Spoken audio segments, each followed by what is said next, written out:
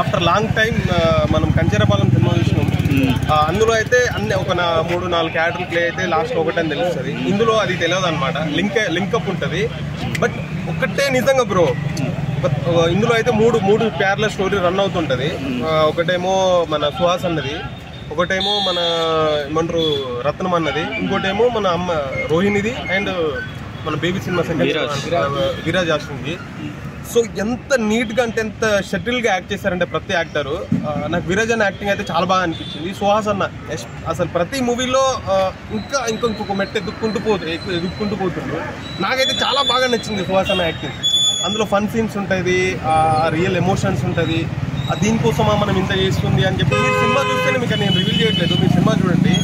నాకైతే చాలా బాగా జెన్యూన్గా అనిపించింది. కెమెరా వర్క్ అండ్ మ్యూజిక్ చాలా బాగుంది. ఇందులో మంగ్లీ ఒక సాంగ్ పాడింది లాస్ట్లో, అది ఎమోషనల్గా బాగుంటుంది.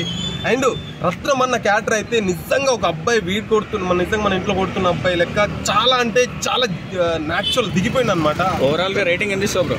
రేటింగ్ ఇందులో నాకు రేటింగ్ చెప్తా ఒక నిమిషం బ్రో. ఇందులో నాకు father and son sentimental scene నాకు చాలా బాగా నచ్చింది. చాలా చాలా చాలా నాకు చాలా బాగా నచ్చింది. ఒక కొడుకు కోసం ఒక డాడీ పోలీస్ స్టేషన్ కూడా రావడానికి సిద్ధపడతాడంటే అది బాగా నచ్చింది. సుహాస్ యాక్టింగ్ ఎలా ఉంది? సుహాస్ అన్న యాక్టింగ్ ఎస్పెషల్లీ ఏం చెప్పాలా అన్న, ప్రతి మూవీలో ఇంకో మెట్టు ఎదుక్కుంటూ పోతుంది అని చెప్తున్నా కదా. సుహాస్ అన్న ఆల్వేస్ సూపర్.